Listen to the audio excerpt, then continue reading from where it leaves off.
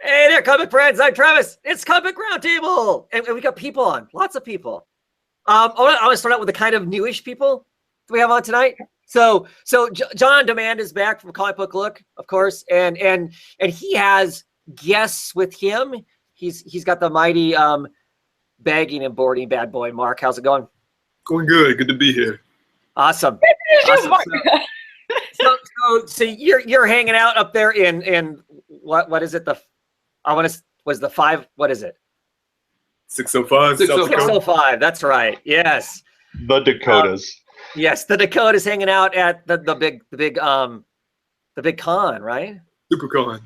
Awesome. So they walked all day, I'm assuming, trudged through the throngs of people for the con, and they're here along with Sergeant America Mike. So if they're all punchy, that's more than likely what it is that they're just potentially all comicked out, but we're going to make them talk more comics. Yes. Well, and you have to understand, here in the Dakotas, our cons are just in a wheat field. It's just as far as you can see, comic books stacked there. They're in the wild, buffalo roaming through. It's chaos. True. Well, so do they tamp it down like crop circles at least, so you don't have to wade through stuff? Okay. Yep. Okay, so we're all good then. All good. Right on. And also with us tonight we have, of course, Rez Reeds. How's it going? Great. Just enjoying my Mother's Day. That's tomorrow, isn't it? Well, I'm celebrating early. Every day's Mother's Day for me. Sweet. There you go. There you go. Clearly your kids treat you right then, because my mother would say that most days are Mother's Day, but hey. I don't get a day off. Yeah. All right. Well, sure, tomorrow, right? The kids will all bring you breakfast in bed and all that awesome stuff. I wish. bring you a turtle in bed.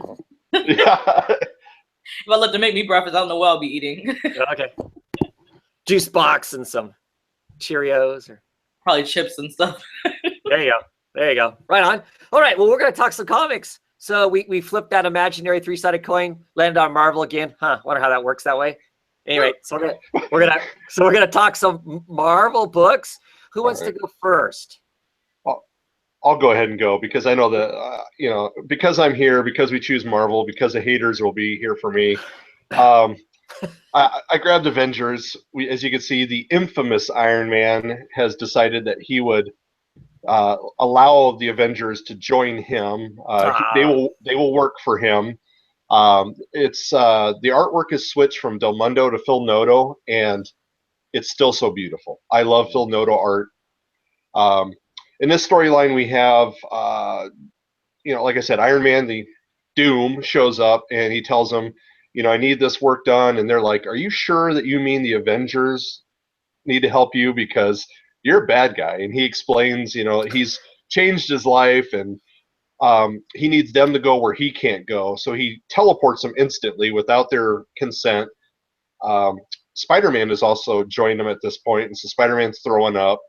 And it's just this wonderful little adventure. But they see that they're at the Sue Storm girls' camp. And they're like, are you sure this is where you want to be? And he's like, well, you could see why it's not a good idea for me to come here. But there is some kind of magic going on, and I need you guys to go in there and stop it. Figure out what's going on. So it's great. I mean, I really like the interaction with the new Avenger team that we have.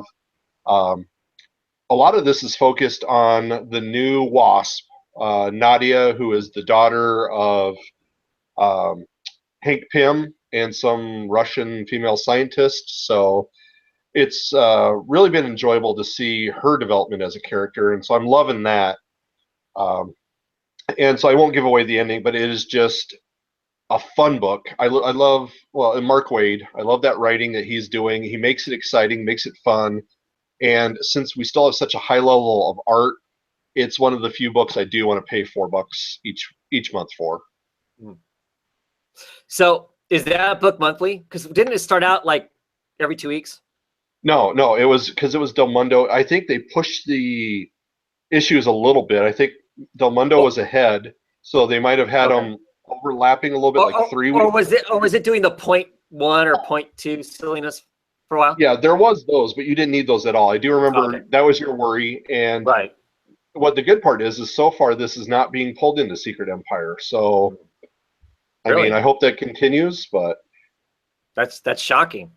yes, yep. So I'm just hoping it means that Wade, they'll let him run, and one of the other many Avenger books gets pulled in instead. Okay. Right. Cool.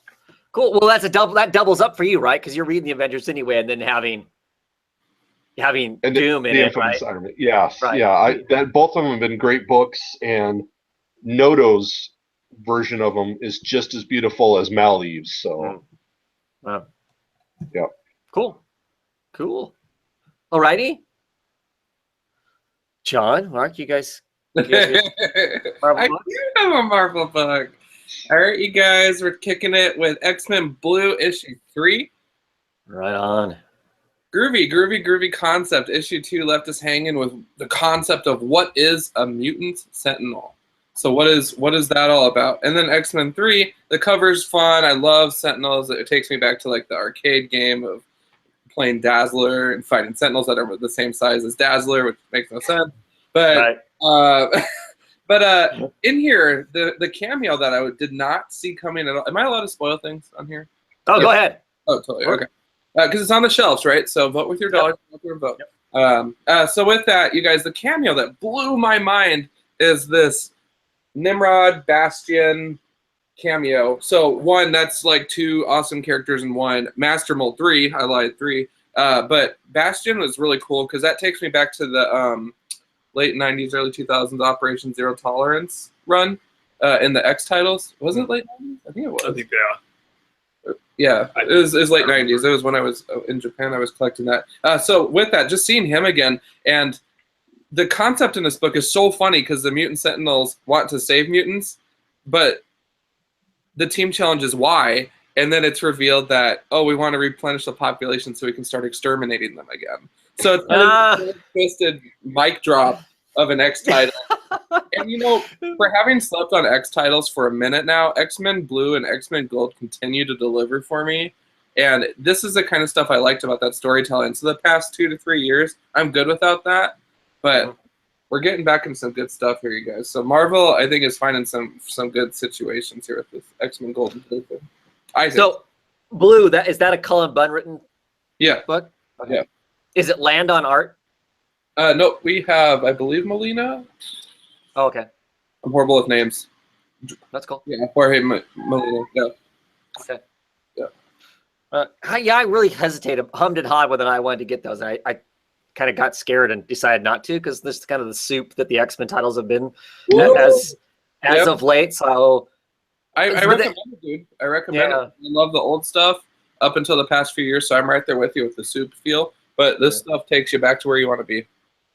So that's cool. That's hilarious. The Sentinels. yeah, That's great. We're gonna breed a bunch more mutants so we can kill them off. Oh, that's so random. That's awesome. Very cool. Very cool. Marvel book I picked up Ms. Marvel, issue number 18. This issue technically doesn't have her in it. It's an all Bruno issue, the kind of ex-best friend, potential love interest at one point kind of thing. He's in Wakanda. He has gotten a scholarship, so he is there studying with the uber brains there, about stuff and whatnot. He is still crippled. Prior issues in the process of one of the messes that Ms. Marvel got herself into during the whole Civil War thing. He kind of got in the crossfire and he's got a crippled arm and a crippled leg. It doesn't look like that's ever going to repair. So his dominant hand and dominant foot are wrecked. So this issue, it's kind of a pity party, him feeling sorry for himself. He's away from everybody. He acts like he hates Camilla Khan, but really that's his, she is his kind of his rock. Now that he's in a foreign country, on top of everything else, he's like, man, I can't even rely on her because, well, she's in a different place, and I've kind of burnt those bridges, and him kind of coming to terms with that, and in the process of that, he finds out that his roommate, who he thinks hates him, doesn't really hate him. They go on this kind of adventure to steal a piece of vibranium from the royal coffers. To we don't know why. I mean, the roommate keeps saying, I'm going to steal this. I'm going to make something to impress my girlfriend, that he wants to have. Well, the girlfriend wants nothing to do with him. She's obsessed, of course, with Black Panther. With the king. That's the hot guy in the country. That's who she's obsessed with. So he's thinking, if I get this piece of vibranium and I do something cool with it, I'm going to get this girl, kind of thing. Bruno goes along because he doesn't really have any friends, and he figures if he's doing that, at least he won't be wallowing in self-pity. They go on this adventure to steal this thing. They break into the place and get in all kinds of trouble, and of course get caught by Black Panther, and fun ensues. But it was decent. It's kind of funny. I've been kind of down on the book. It hasn't really hooked me, and I haven't been quite as excited about it as I was when the book first came out. I really, really enjoyed this issue, though. So maybe that's just that I need to complain about my comics more, and then the next issue will pick up. Maybe, I don't know. It seems to be working that way, because I've kind of bad-mouthed a couple other comics that I'm going to talk about tonight that these issues in particular I really enjoyed. But back to liking it again, digging in this issue. So I'm hoping, I don't know what's going forward. If it's going to be more issues with just Bruno, or we're going to get back to Ms. Marvel, I'm not sure. But this was a fun issue. Cool. Okay, Mike, what you got? My other one is Kingpin. This is issue number 4, and I continue to enjoy this one.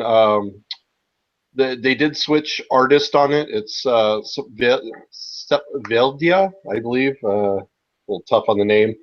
But the story itself carries along really well. Rosenberg's been doing a great idea on, being of the Kingpin being able to wrap people in even against their better knowledge, because the Kingpin's not good, but he figures out what your weaknesses or what your needs are, and he little by little digs in and helps support you on everything until you finally figure out the Kingpin is who's helping you along with getting your child out of the joint custody battle, or your book, or you're getting hired onto a newspaper, because there's a reporter, he wants to write a book about him, and of course he wants it to be a very good book, and he doesn't really want the bad stuff in there.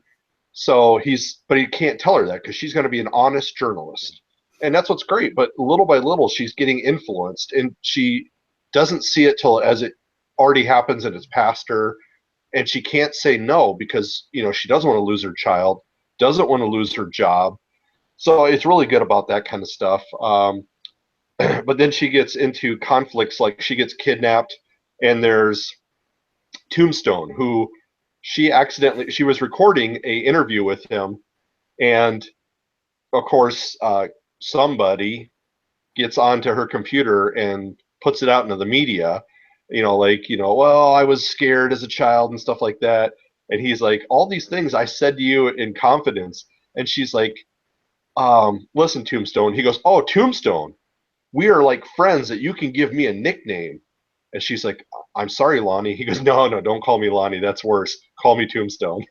So there is nice little humor bits in there. I love things like that. But it was, almost like that Joe Pesci. Don't call me, don't say I'm a joker. Yeah. Does he whisper the entire time? They indicate something that it's, a bit of a rasp, but not as funny as, of course, the Power Man Iron Fist. Yeah. But there is some notes of that in there, like where he says that, oh, are we friends that we can nickname each other? Nice. And it's just good. It shows how brutal both of these are. Meanwhile, each of them are trying to say, we're legitimate businessmen, but there will be heads floating around. So it's just great on things like that. So I definitely recommend it. Even if the artwork, it's not bad, but it wasn't as sharp as what it was originally. But I still love the story. I'm guessing it's probably going to run maybe just one trade's worth, maybe 2 at most. But, it was one of those spin-offs of Daredevil. And I don't know. I don't know how much more story is in there once this lady, how much can he keep manipulating her? How much more can she stand? So. Right. Or do they move the story onto somebody else? So is the story told through Kingpin, or is it still told mostly through this woman? Mostly through the reporter, because there is so much more of her story. Like she's got a boxer that she's trying to be the manager of, and so there's all this going on too. And of course, at the end of this issue, she's kissing the boxer in the window, and of course, who sees her? Kingpin. So the idea is, was he thinking this is the replacement for his dead wife? So dead or divorced. I don't remember in the storyline what ends up happening to Vanessa. So kind of like in the past where they've told some of the Daredevil stories, right? Where they told it through Ben, the reporter. Ben, Yes. like what the heck's his name? Where the whole story is told from his perspective as opposed to what you would consider the title character. Yeah, Ben Urich. Yeah. It is. It's good because it makes you keep guessing. Like how legitimate is the Kingpin trying to get? It's always like the Doctor Doom stories we mentioned. Does he really want to reform? And you could see, I mean, even if he wanted to, there's always somebody trying to kill him or kill somebody around him. So he always has to be the Kingpin. Right. Cool. Hey, Mike, Cool. really Yes. hold that cover back up. I had a super important question. How long did they make you hold that pose to draw that? John wants me to shave off my beard and go as Kingpin in a white suit. He has to. That would be so awesome. Yeah, with maybe get the blood splatter in there too. Yeah. Say his hand cramped up seriously holding that coffee cup for that long for him to paint that. Yeah. Nice. That's awesome. No, they just need to give Kingpin some sweet facial hair. That's what they need to do, right? Yeah, that's what they do. That would be nice. I'd like to see that. Yeah. There you go. Right on. Any other Marvel books you want to talk about? Anybody? I'll just point out. I grumbled about it off air. America is still not excited by it. This is issue 3.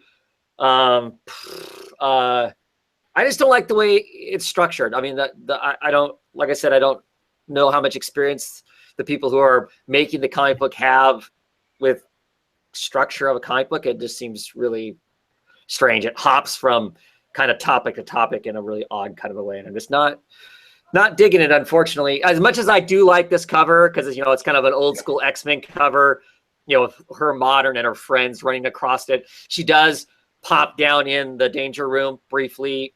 It's very random, and then she's suddenly out of the danger room. So that part of it wasn't good. But I do like the cover because I always liked the old cover with all the heads, all the faces on it and whatnot. But so yeah.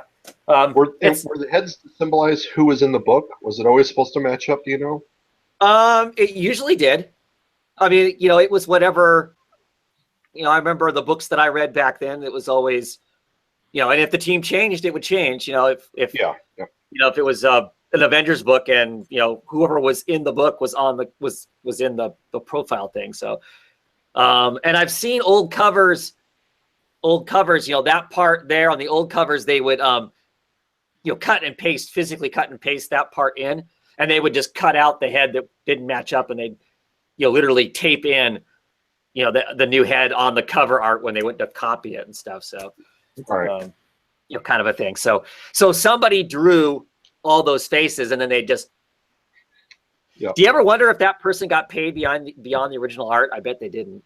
So they used those guys' heads a dozen times and not get anything out of it. So. That's it for Marvel books. We don't have any other Marvel books we want to talk about. Marvel news we feel like we need to talk about. There's going to be a Deadpool cartoon done by Donald Glover. Seriously? An adult version is what has been reported. So, And where would it show at? Like on Adult Swim or on Cartoon Network or? I think like an FXX or something like that. Oh, okay. Yeah. Okay. I don't know that it's landed in a place yet.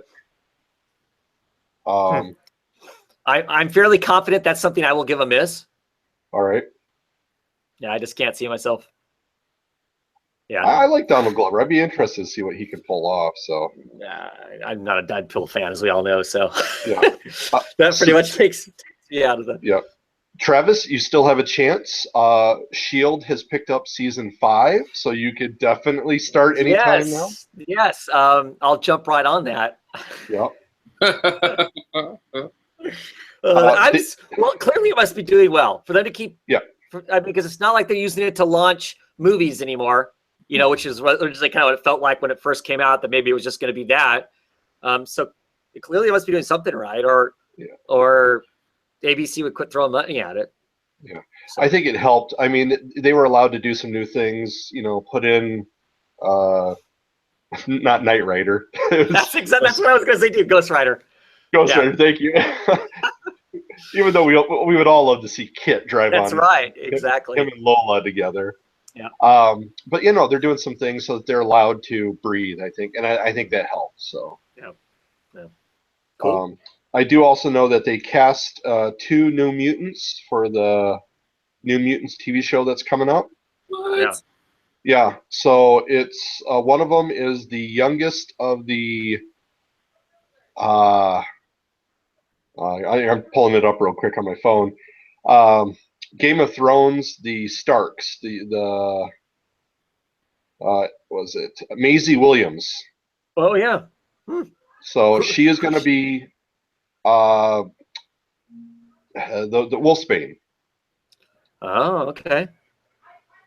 and the other one is Magic. Will be played by. Huh. Oh, I'm trying to see. There's no way I'm not going to watch that show. All right. I am. I mean, I just can't see myself not watching it. I loved the New Mutants when they first came out one night. It was the X-Men, but it was not as complicated as the X-Men. And then it was. I don't know. I love those old stuff with the old Willingham. Not Willingham, but oh geez, now I'm drawing blanks on names. Those old covers from Sekowitz and stuff. Right. I love those old books and old characters and whatnot. Magic will be played by Anya Taylor-Joy, and I think she is best known for the movie Witch, if you would have saw that, which I don't know who did. So Nope, I didn't. all right, Well, but she looks. I mean, she's a young blonde girl, and the other girl, she has some nice striking eyebrows. So that's gonna. I mean, wow, that's. Are we reaching a maximum on superhero TV shows yet? Woo. well, I think we'll see some get phased out. I agree. I would agree. So what's getting phased out? Maybe I don't know, because I think Arrow got we'll talk about in DC. I think Arrow got re-signed, so I'm not really sure what's going to. And they're my DVR is awfully full of superhero TV shows that I say I'm going to watch and I haven't really watched. So Nice. well, and even Fox is going to have a show called The Gifted, which is it's X-Men inspired. But it was like, I don't know. The kids' names are like Strucker, which is the name of an old Captain America villain, Von Strucker. That's But I don't really know how they're going to work that in, if it's just going to be loosely, like they could say mutants on the show or what. But interesting. yeah. So in the comments, Jacquio's saying that Supergirl is going to get canned. So I can see that. Huh. I can see that. Alrighty. Anything else Marvel-wise want to talk about? Want to talk about the rumor mill that 13 issues, 13 different titles are all going to get canned because they're all selling under the magic 20,000 number. Did not hear that.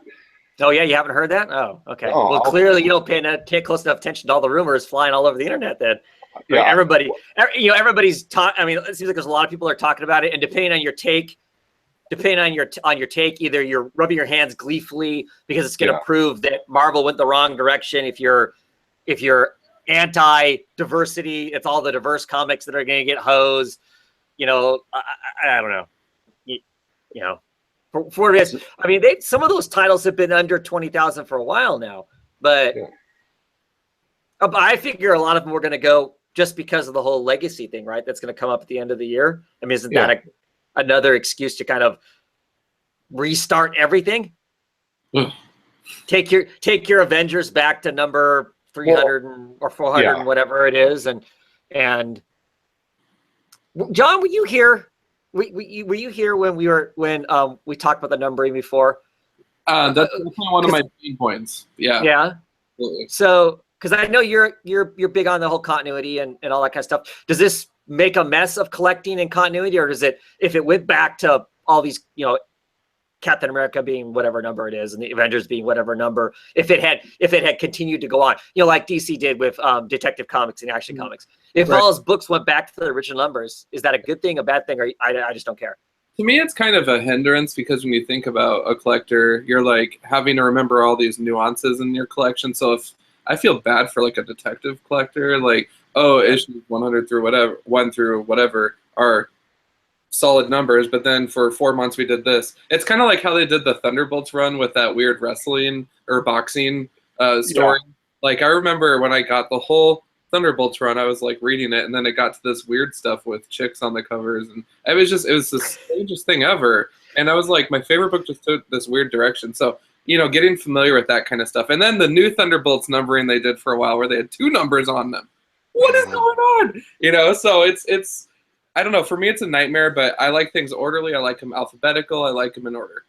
So I don't know. For me, but I'm definitely a perfectionist when it comes to that stuff. People, I assume that the masses are totally flexible with it. I get what they're trying to do though at the same time, because would you want to get a number 1 off the shelf if you're new to comics, or a number 735? What's going to make you feel more welcome? Yeah. I guess I've never. I mean, I get it. I've never subscribed to it myself. I do sometimes jump on it number 1, but I've never been afraid of, because clearly when I first started reading comics, everything there weren't number 1s. Rarely were there number 1s. If they were miniseries. Yeah. Everything was already going. So you just kind of dove in and whatnot. I wish people would embrace that more, but yeah. At the same time, I kind of feel like the ship has already sailed. You've already stopped the numbering on all this stuff as far as it being those numbers. I mean, I would have been fine with like Detective Comics, the Action Comics, that they wouldn't have gone back to the original numbers. And I mean, I don't really care about Action Comics at all, but Detective Comics I own a lot of. Yeah. It's something that I've always collected anytime I've been collecting comics. And but I mean, like I said, that ship sailed. They quit doing it. So now I guess they don't care. Travis, what do you mean that you like Batman, Travis? What's going on behind you there? I don't know. That's not mine. That's the kid's bed sheet. Yeah. And I've always been I never understood the whole idea too of everything. Like we have to reboot everything, or we have to renumber everything. I like that it was just Detective and Action that went back to the original numbering, and everything else, because they should understand there are those who buy and do as they always will do, and then there are the new ones coming in, and they're 2 different target audiences. So don't do everything for the same one. I understand maybe doing a new Batman, a new Superman, or whatever, but for the Detective, let those diehards have their diehard numbers, their diehard stories. Well, yeah, and I mean, I get it because it's the whole kind of the first thing. Mark, what do you think? No, like John said, just about it being more jump on friendly for new readers, but then at the same time, a lot of times people come into comics and they're just kind of there for the hype, and then they fizzle out, and then the people who have always been there, we kind of seem like we just want to keep it going with the direction it's going in with the regular numbering. So yeah, I guess I'm kind of right now, if they do the whole legacy thing and they are going to start everything over again or whatever, that they start at number 1 and then they leave it alone for however long that is, kind of, like how Marvel sometimes, like if you're looking like the corner of like their comics, it might even, I think maybe the last reboot, it would have like triple digits. It would say 009 or something like that. It'd say 020. So, it looked like it could go into triple digits. I feel like if they wanted to make it jump on friendly, keep the numbers going, and then just if they have to slap a big number 1 on it to get their right, do that. Right, yeah, because this is like I said, this is mimicking the old Marvel, and there it is, the 003, because this is actually issue 3. But yeah. Well, and I've always liked how Dark Horse does it, where you've shown it says 5 of 6. But then when you flip it in, it tells you how far it is in the actual storyline, that it's, 3,000 or whatever. Right, right. Which is hard if you're just looking at the cover. It doesn't tell you Yeah. anything, but you know, if you take the time to open up to the inside matter will say what the actual sequence, what number it actually is. Because they release a lot of their stuff in kind of like, you know, little mini series, little, Yeah. you know, they'll title it something, you know, and there'll be, you know, 4 or 5 issues of that, whatever, and then they'll come out with another, you know, it's the large title is the same, but the undertitle is something different. Yeah. But if you look on the inside, it tells you. At face value, it's a pain in the ass to collect, to try and keep it all in order. But if you've got the time to be able to pull it out of the bag or whatever and look at it, then it's, you know, then it's pretty reasonable to do that. I would like to see that maybe become a standard so that those who do wish to keep everything logged correctly, then they can do that way. Yeah. I'm just curious. I mean, I'm always curious if they're going to truly just go to a seasonal storytelling too. Every year they just start over again. Yeah. This is Captain America season 1. This is Captain America season 2. I don't know. But like I said, I heard that they were talking about going back to the old numbers, and I just wondered what people thought of that. It's Is what it is, right? The books we get, we're going to keep getting. The books that we won't, I guess. So, yeah. I'll keep getting those books that keep getting canceled. So that's still the ones I get. Yeah. So I don't have to make the decision to drop the book. They do it for me. Yes. I guess. I don't know. You know, I want to read. I like some of those odd books with the odd characters and whatnot, and they don't last because there's too many books. Yeah, not just Marvel. There's just too many books, right? So you can't get them all. So if you want to read the main continuity of the universe, you read the X-Men and Avengers books, and then you can't read the other books, and so they don't sell. And because they have this kind of magic number of 20,000 or whatever it is, you drop below that, you get the axe. So, yeah. All righty. Any other Marvel stuff you want to talk about? Roll on to some DC then. Yep. What do I talk about DC wise? I got stuff. Great, go ahead, John. All right. Well, first of all, I definitely wanted to, and I think that, I don't know, Travis, it seems like this is kind of our thing. When this book comes out, we film together. It's crazy. Yeah. Red Hood and the Outlaws. Nice. Issue 10. So let me, you guys, I spoke highly of this last time. This issue, I was telling Mark this as I was reading it, this issue just took all 3 of these characters to new heights for me. Like, it just made me super excited. Bizarro goes insane on a mountain. We see the Joker Robin scene, you know, with Red Hood, just really get played out, just graphic, how he's facing those inner demons. I love that. And then Artemis, we learn more about her as a character, which is the number one thing I hunger for, is to learn more about characters. So if there was a character building issue, I really feel that this is it. And definitely taking what I already liked about the series and just skyrocketing it through the roof, for sure. So if you're not reading the series, totally recommend it. I see issue 10 as a wonderful jumping on point. You could probably back it up a couple if you'd like, but just so cool. So cool. So I really enjoyed it, like, from front to back. So. And if you want, John, you can always borrow my cover too. Oh, why do you get that swell? Seriously. Stop that. Mike and I never agree on covers, so. Yeah. But Mike, what you think? Enjoyable story. I mean, I don't really know much about Artemis, so it was very good to enjoy this, see her new take. And yeah, I mean, the fact that Bizarro doesn't disappear, Red Hood doesn't, because it has been a very balanced book too. Yeah, like as John mentioned, you know, it was good to see Red Hood battle the demons in his head, you know, where he says, every night I see the same story, the same dream. And to see him, you know, go back through for anybody who didn't get to experience the, you know, death in the family. So. Right. Yeah. I mean, I totally agree. Definitely character-driven issue, without doubt. They did a really good job of equally balancing each of these 3 people. They're not together, but each of them have a moment in the book. I love the Bizarro stuff. That's just great. I mean, Bizarro has kind of taken on caring for this whole group of refugees, you know, in this little, you know, country that are homeless and whatnot. And yes, him going after the mountain. It's like, because that just makes perfect sense to Bizarro. Well, because he's like, we need to go over there. And they're like, we can't go over there. There's this mountain in the way. Half of us are old. We'll die before we get over. And he's like, well, we'll just go through the mountain. Just how simple that is for him. It's like, oh, I'm just gonna, he's not gonna like laser vision a hole through. He's just gonna beat a hole through. A la John Henry digging a hole through the mountain kind of thing. It looks like. So that's great. And we get, and I'm always nervous when Jason Todd Red Hood revisits the whole crowbar thing. How's that gonna get? If they keep doing it, is it gonna get old, or is it gonna just kind of become this tiresome thing to go back to? And they are doing a really good job of kind of giving us a little bit something different. How is he supposed to move past that and whatnot? And that was all kind of really interesting, kind of stuff there for sure.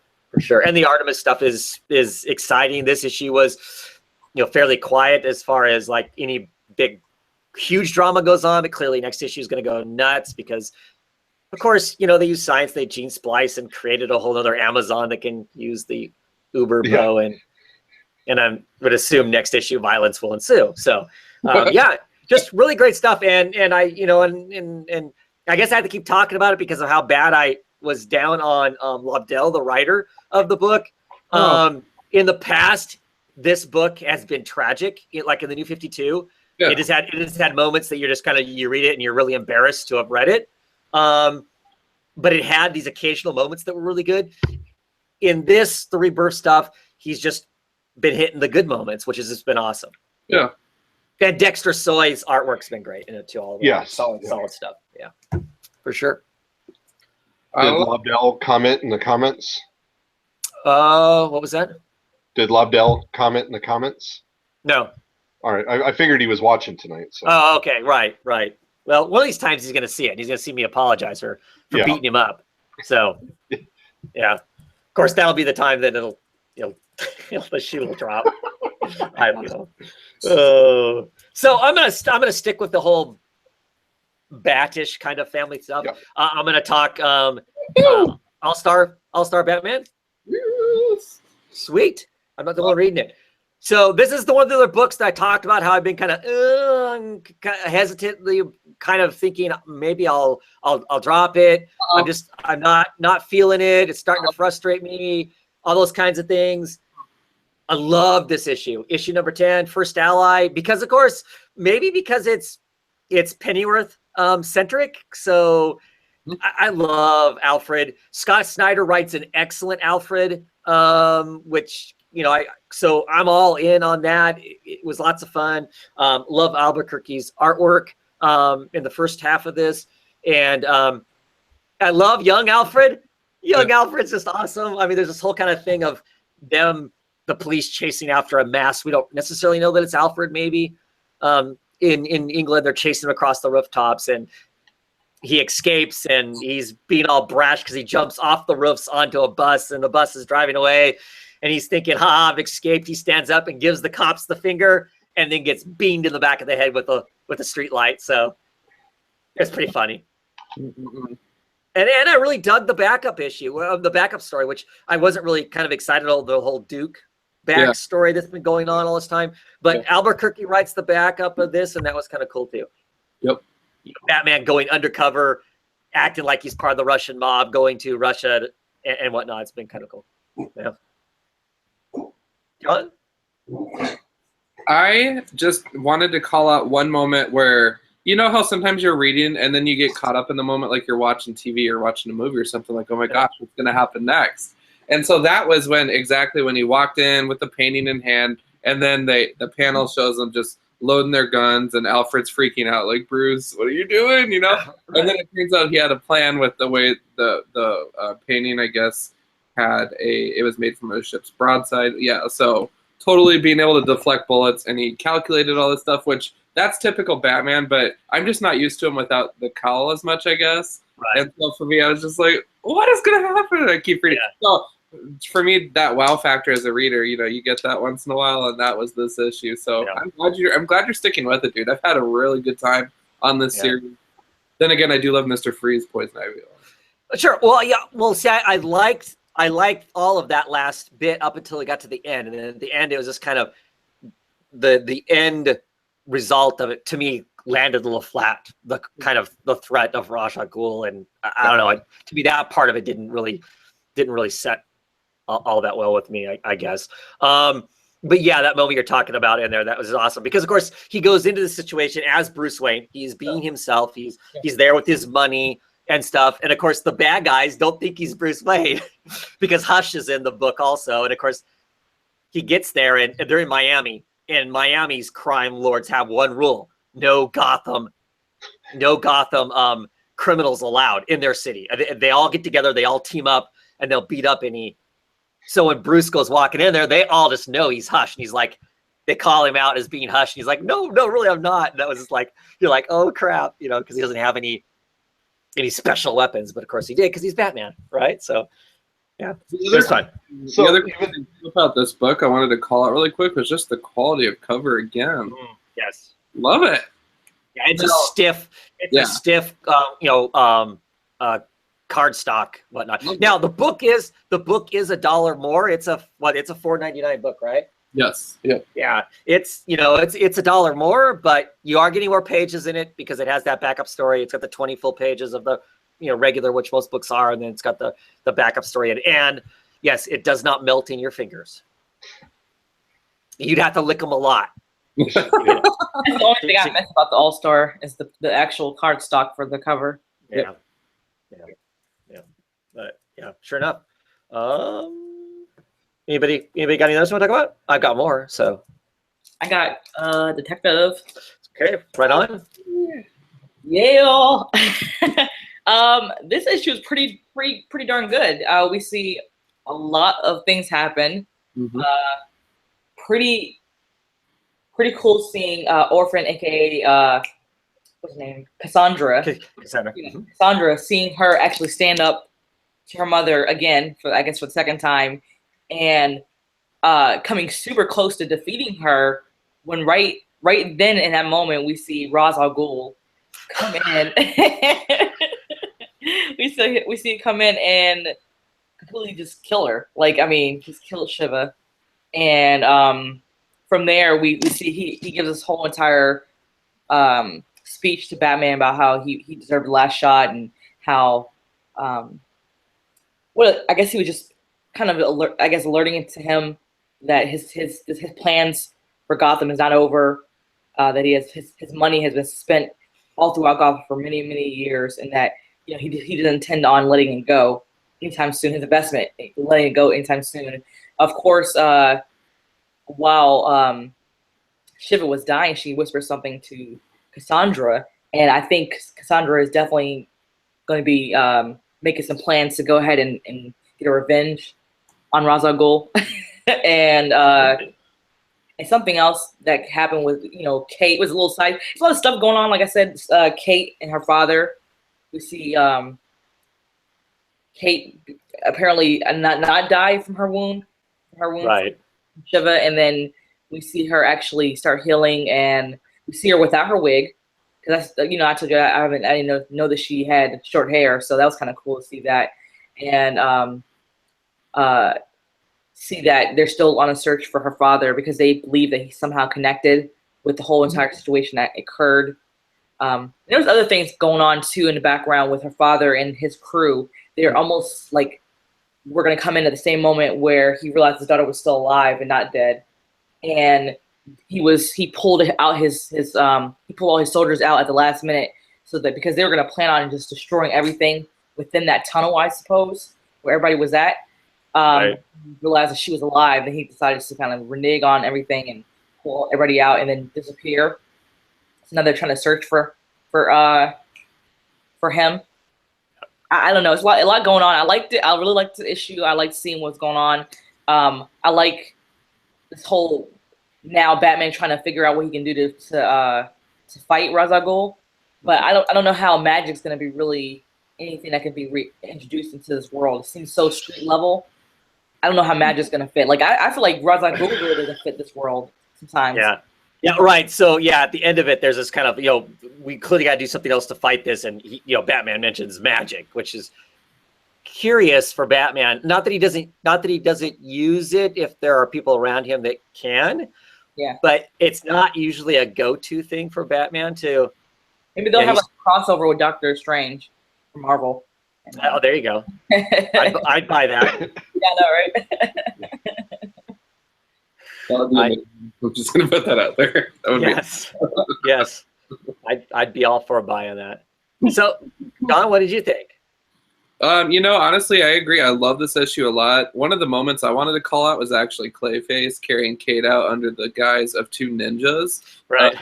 And so, Clayface, I've said this before, I'll say it again, but I just love seeing him in this setting. It's so fun because Clayface is such a complicated character. So exploring that, you can be a hero and you can clean up your act, and just seeing him help other people is crazy to me because in the cartoon in the 90s, he was not that dude. So Right. it's a lot of fun, just to kind of see this side of him and challenge characters like that, So Batman and Batwoman definitely have their hands full with this team. Let's put it that way. Yeah, I wish they would use Clayface more. I'm hoping at some point soon we're going to get a Clayface centric story. Because we're kind of hitting different characters. So I'm hoping that one's coming is going to come soon. Because I think other than being kind of he's almost a tool, and I don't mean that as in, dude, you're a tool. But I mean, he's more like a living utility belt, right? I mean, that's how he gets used a lot in this book. Yeah. In this case, he's used basically as armor for Batwoman. So, so I'm kind of hoping that we'll get to see more of that. And remember when he was holding her, he was like, "This is gonna be more just as comfortable for you as it is for me," and he covered her in his sludge, the mud, whatever. Yeah. And then it makes them look like ninjas. Yeah. Oh, okay. He transformed her. Right. Oh, okay. I was unsure. I was looking at it and I was like, did he just make her into something else? Yeah, he coats over her to do that and whatnot. And like Rez, the part you brought up about Batwoman's dad, I think it's really interesting that, of course, he's this military guy. This whole time along, he's had all these convictions. It doesn't matter if a few innocents die. Before he got captured by our heroes, they were gonna kill lots of people in the city, and it was gonna be worth it for the ultimate good or greater good, right? Mm-hmm. Oh, but as soon as his daughter is in the crosshairs, suddenly, we're not going to kill nobody down in the caves because, it might kill, dear Kate. I think it's kind of interesting how he loses his convictions.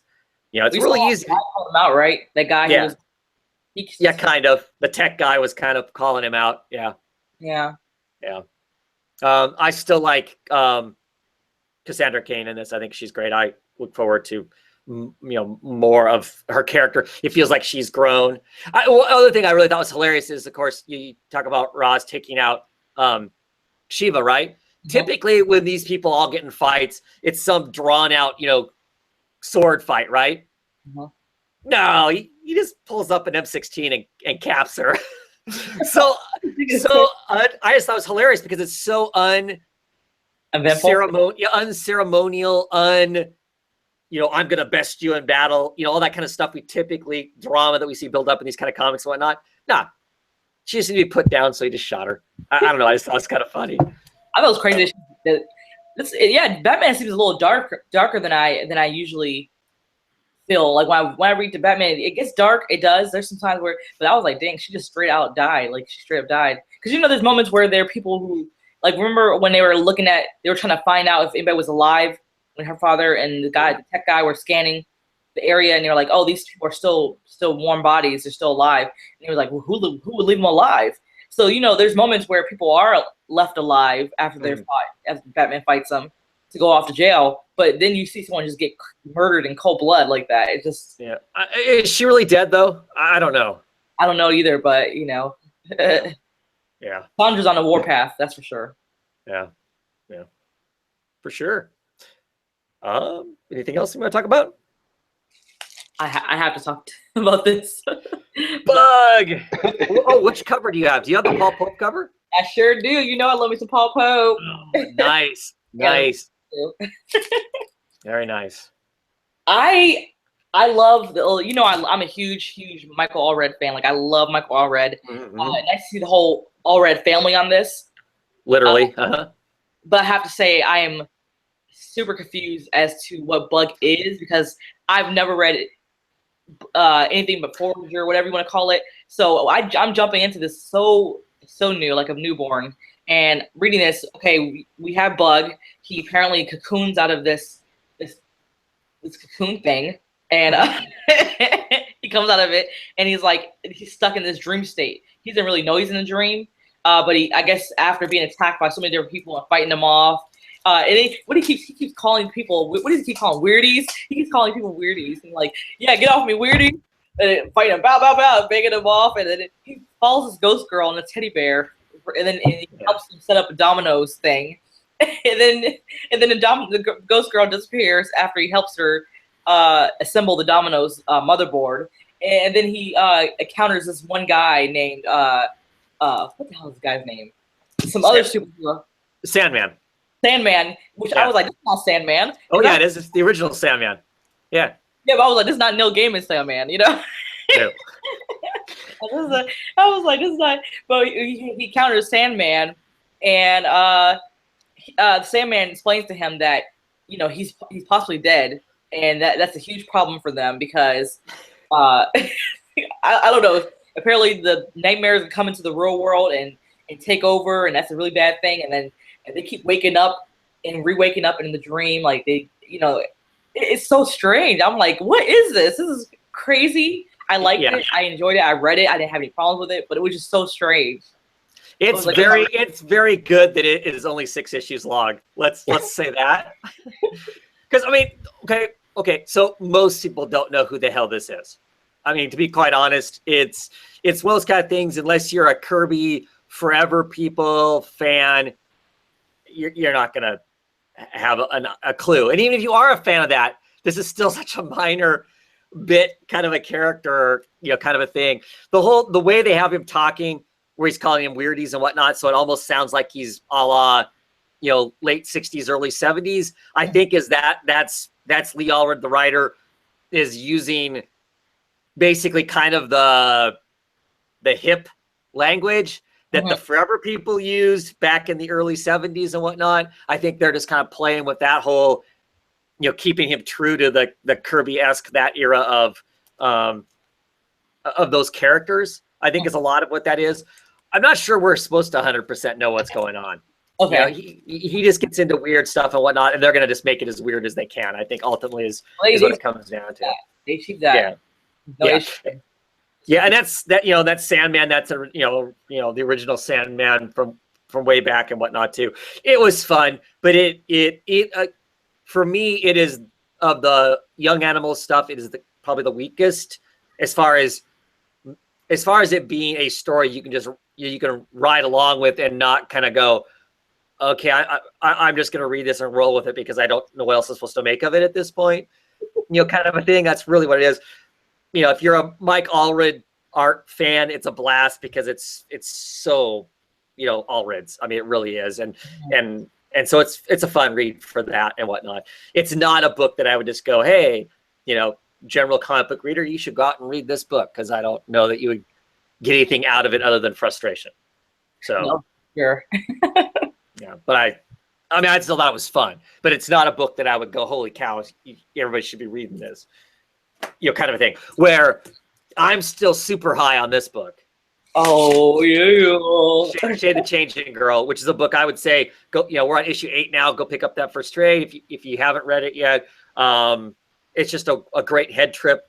In this issue, it's the first issue after the public shaming, you know, quasi Carrie moment of her prom, where she was, you know, basically tarred and feathered with lots of hate speech thrown across her, kind of thing. So she ran from wherever she was. She ends up going to Gotham, which is hilarious. You know, so she's in Gotham, you know, and she's there as a tourist, and she's enjoying herself traveling as a tourist.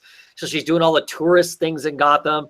She's asking the Gothamites, what do you think of this? What do you think of that? And most of them are like, I don't know. I'm just trying to get to work and stay alive, you know, stay away from the Cape, you know, stay away from the Cape and Cowls, you know, all that kind of stuff, you know, all the stuff a normal person would be saying if you lived in Gotham, kind of a thing. So I just continue to really, you dig the book. It's just a lot of fun. She kind of separates herself from her friends in that whole experience. She does kind of dip back to it though. It's like, I'm enjoying all this stuff, but I do kind of miss my friends.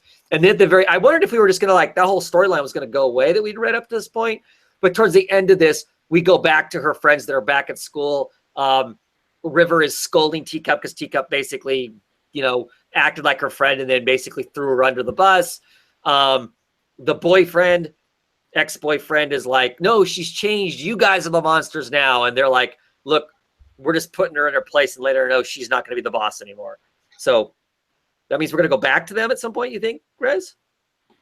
Yeah. I feel like there's going to be something where they're going to either try to track her down, because you saw the parents and contacting the police to find her. So I think somehow it's going to be some kind of like collision course where everyone's going to meet up, and it's going to be like a disaster where we're going to have that one director of that museum somehow finding them, because she when Shade actually was doing some kind of meta thing, she found Lupik and was able to kind of have a conversation with him. So I think we're going to have a meeting of sorts with all these characters, and it's going to be crazy from that point. We're going to have that tyrannical director.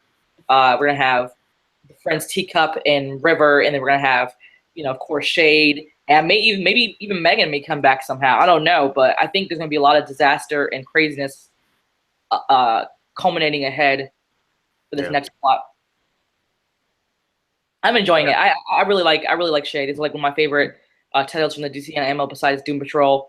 A small part of me wants to say Doom Patrol is my favorite, just a little bit more, because I love sci-fi stuff, and I feel like it has more of that element in it than Shade does. I feel like Shade's more, that high school drama, but with alien stuff mixed in with it.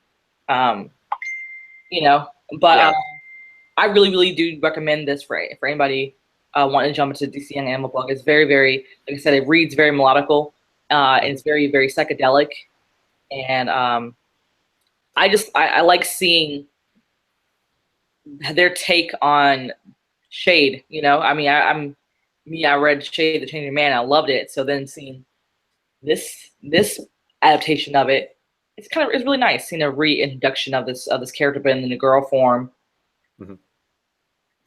Yeah, and as far as like the young animals, like with to talk about Doom Patrol, the nice thing about this is it isn't quite as far out there. I mean, it follows a plot that you can generally keep up. Even when it gets kind of weird, it gets kind of the madness meta stuff. It's pretty quick. You can pick up, I'm not supposed to take this as cardinal, because it is the weirdness kind of stuff. It's a little more conventionally straightforward told, whereas Doom Patrol, they're really pushing the the kind of let's make it strange for strange sake, and then trying to find the plot within that strange for strange sake is a little harder with it. Doom Patrol is still my favorite too, for many reasons, but super solid book, the Shade the Changing Girl, for sure. Yeah. Alrighty. Any other DC books we want to talk about? Scooby-Doo. Yes. I love DC Hanna-Barbera, their whole line. DC Scooby Apocalypse is issue number 13. Again, it's always so good. For some reason, I don't know why I'll end up falling behind an issue or two. But when I jump in, I'm like, oh my God, why did I skip out on this? Like, this is so damn good. It's just so different than what I usually envision a Scooby-Doo story to be. It's like Flintstones.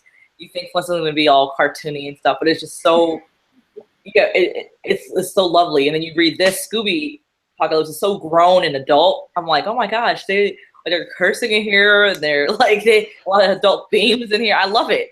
And of course, with the premise of Scooby-Doo Apocalypse, we have the whole crew fighting off all these monsters because there was some kind of technology that Velma produced that was supposed to somehow pacify people in a way where everyone would live peacefully, throughout the world. But instead, her four brothers, actually reprogrammed the nanites to actually make people docile so that they can rule the world. And we find on this issue that she somehow gets taken in by her. They find where her brother is located, so they can question him on how to turn this around, how to turn these monsters back into people. And her brother Rufus is like, he's a wife beater. He apparently beats the wife and medicates her so she can be docile, and abuses her. And so that's something that's in here. And we see her finally take control and, and stand back up to him, which I loved seeing, we see him talking down to Velma, like really talking down to her, telling her that she can take a place by his side. He knows his wife is not good she's good for nothing. He can't imagine her being beside him, but he's offered Velma to take up the seat next to his throne and rule over the monsters with him. Of course, she tells him no. And they pretty much try to find a way to get control of the monsters while the monsters are outside actually building some kind of shrine of her brother.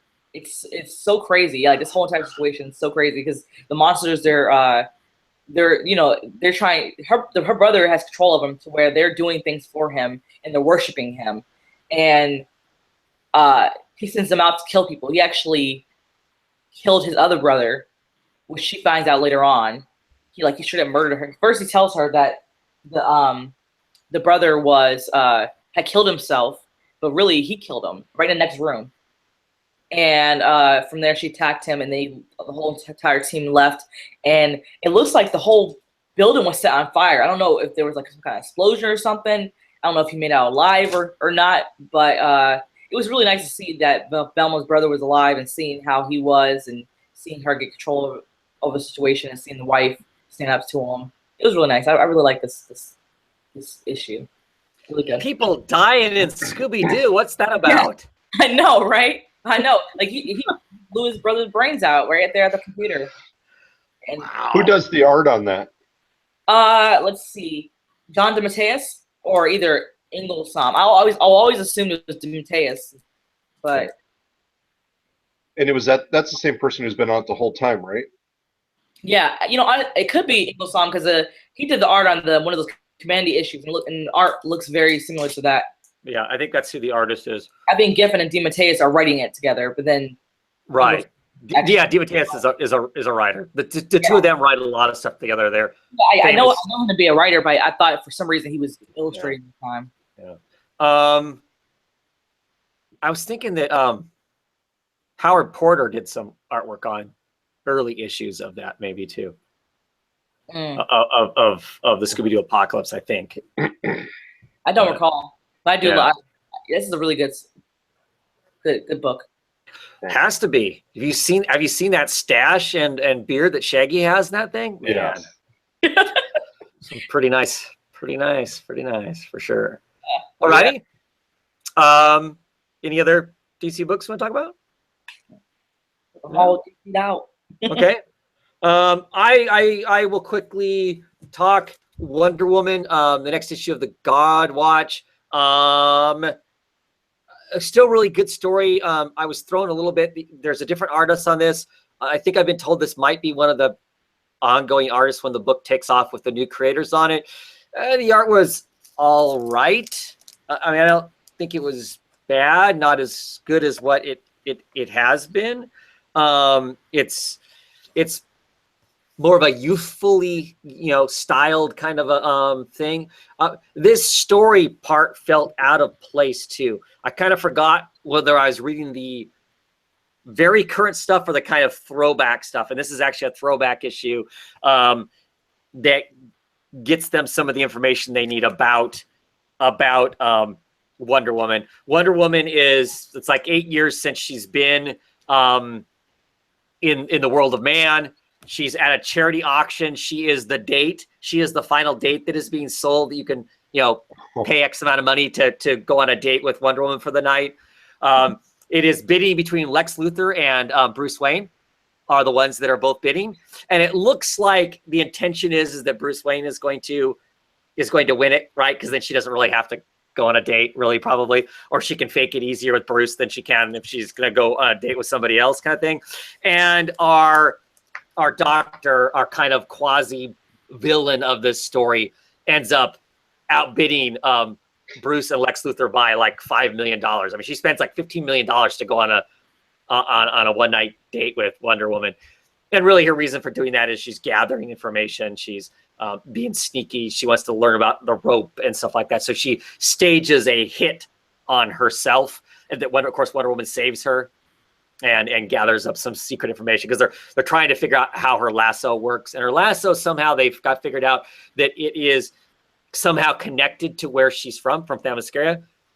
And they figured out that Olympus, Themyscira, and some of those other places don't really exist on Earth. They exist in like almost like a pocket dimension that's off of Earth.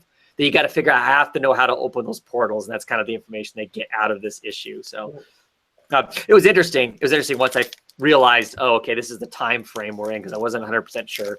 So, but well, and that's sorry, Rez, what was it? I was going to say that is that book ending soon because they took off. Ruckus. Well, Ruck is still on the book. He's on the book until 25. After 25, new people take over. The writer for the book is the current writer of the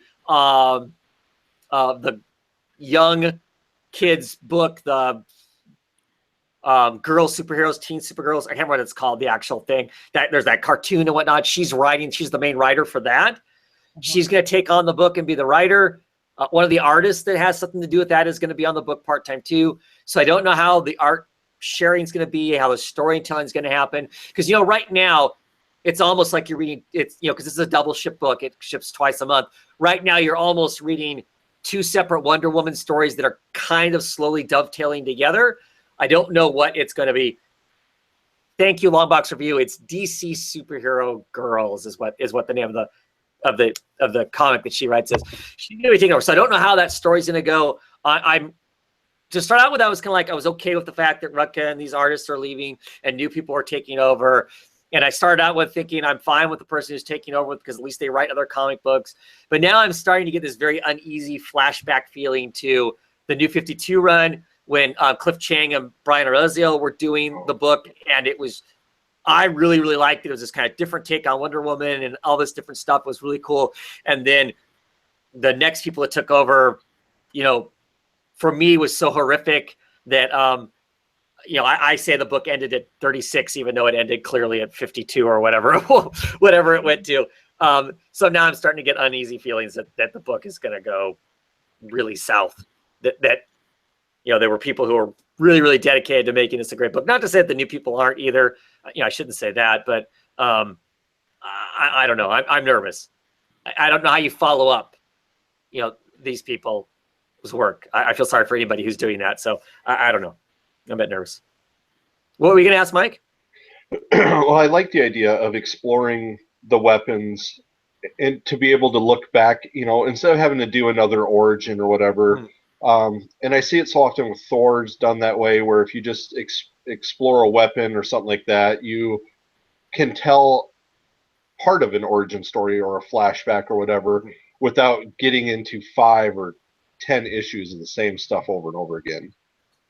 So I like that they're doing it this way. Yeah. Another way to kind of flash back to give us more information on that without it being thing. Longbox Review is asking me if I like the Wonder Woman Rebirth run as much as the original Cliff Chiang run. No. I really, really like that 52 run because it was so much different. Of a different kind of a story. I really enjoyed that for the story that was, but I don't know, I'll admit that it's not the most Wonder Woman centric story. Wonder Woman is in the story and the story is being told and Wonder Woman is a pivotal person in it, but it isn't Wonder Woman in the same way. I'm really enjoying this book for it just being a pure Wonder Woman book and I'm really liking it. A lot, but no, there's something just different enough about that New 52 run of Wonder Woman that just makes it kind of its own kind of unique, kind of a thing. So, no.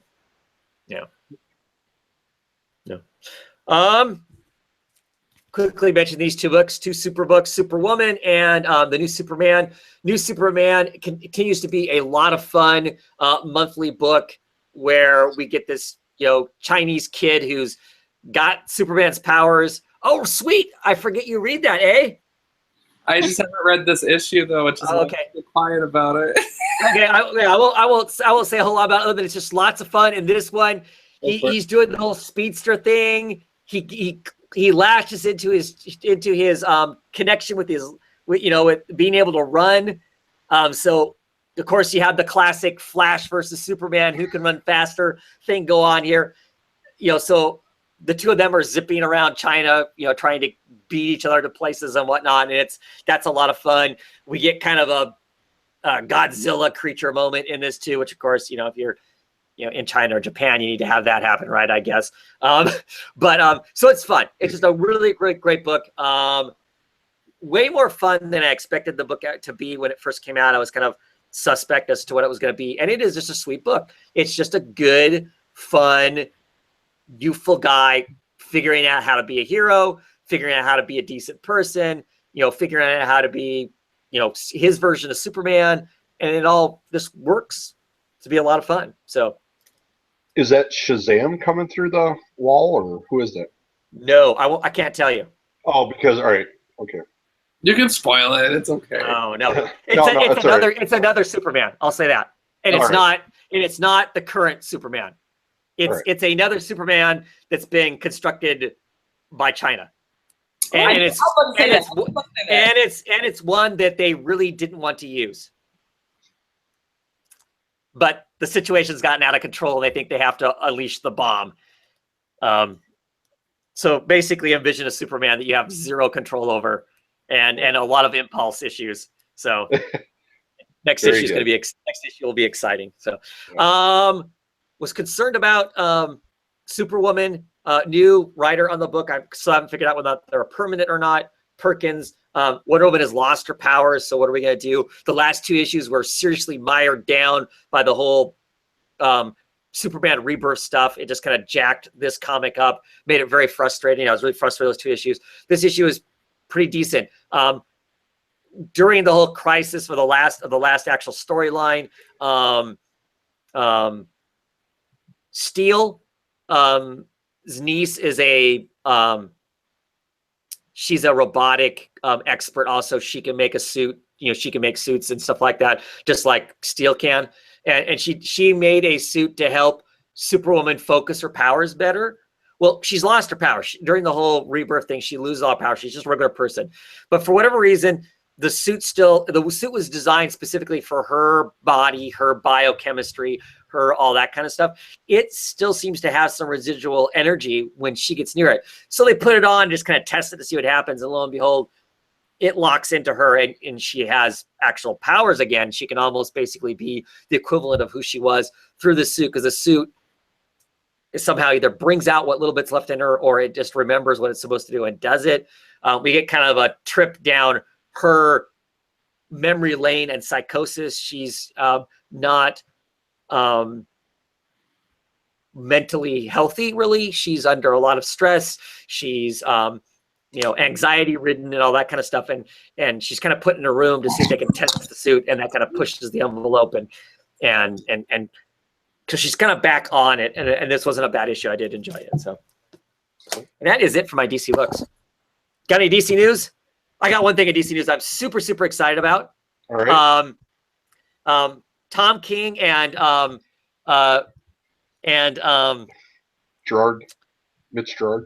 Rich Gerard are doing Mr. Miracle. The guys who did Sheriff of Babylon are doing a Mr. Miracle series. I don't know if it's a mini series or if it's an ongoing 12 issues. I am super stoked. I'm super stoked as much as I'm not excited about Tom King's Batman. Everything else that Tom King has written, I have loved. It's been like, top 5 comic book kind of thing. So I'm really excited about this. I love Mr. Miracle. I love that character so much in general. So I'm hoping that they'll do, a Visions type story, or, something like that, where we're going to get this kind of, completely unique kind of a storytelling. I'm just super excited about it. Yeah. I know nothing about, I know very little about Mr. Miracle, but when I saw the two of them, yes. And knowing the possibility of a freedom, because it should be 12 issues, I really feel like this could be the DC vision, all the work that he did there. So And I read a part of an article of them kind of interview when they announced this book. I guess that Tom King, right before he started the Batman book, was rushed to the hospital. He thought he was having a heart attack, and he legitimately thought he was dying. I mean, he was having that moment where, oh my God, everything's over. I'm going to die. Find out he was just having an anxiety attack, and he is perfectly fine. Other than having been that level of anxious and whatnot. But that he was basically had that coming, to Jesus kind of moment, and part of the story kind of stems out of that because he talked about viewing Mr. Miracle, who is an escape artist. That is his thing. He escapes death traps. That's his thing, and kind of mirrors it up next to and of course I guess some people might find it offensive. Mirrors it kind of up to next like Jesus, because Jesus kind of dodged death in a way, and so there's some of that kind of aspects that feel like are going to be worked into there. So I'm really curious to see what they're going to do with that story. So just super excited about that. So what else is there? Because that kind of pretty much that was the big one. Yeah, I couldn't wait to talk about that too. NBC's Powerless has been officially canceled. I never watched it, so What it was about? I saw 2 episodes, and it was all right, but I mean, unless you're in that mindset. But Gotham did get renewed for a 4th season. That's cool. And Bruce is being trained right now, so it'll be interesting to see how that goes. Like that. Yeah, the kind of alternate reality, Batman Gotham tale. So yeah. And the way it's going right now, I know I could get a whole bunch of people unhappy with me to say like, well, maybe they'll put Gordon in the cowl to start out with. Oh, that'd be awesome. That would be cool. I would like to see that. Yeah. The way it's almost going, it seems that way. There's no reason why they couldn't. Like I said, because it really is kind of an alternate. It's not like it's following what we all traditionally understand as being, the road that Bruce takes to being Batman. So except for the internet would burn them down. But yes, I know the Sci-Fi Channel did okay a season of Krypton, which they're going to go forward with. Right. So, yeah, that one really surprised me. But yeah, it's greenlit for a full season. At least go for 1 season. I mean, it's a lot of shows do tend to go over to Sci-Fi and last about 2 seasons, and then they go away. But yeah, let's hope it goes to a full season for sure. Yep. And CW set a full season for Black Lightning too. Right. And iZombie got renewed. Right. Did I mention my DVR filling up with a whole bunch of? Yeah. Oh, because I'll have to check out the Black Lightning show. Yes. Yeah, that does look pretty strong. So. One more they can cross over. They can do. Oh yeah. A whole 5 shows. So that's more than a month's worth of crossover. Yes. Yeah. Huh. And then DC, I'm sure, will decide to show the shows twice a week, maybe. Double up. Yeah. Work for comics, right? Right. There you go.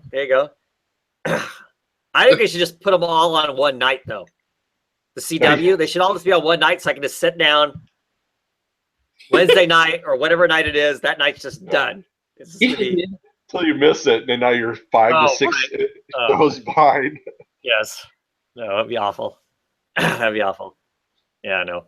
Travis Tuesday. That was all the news I could find. Yeah. Okay.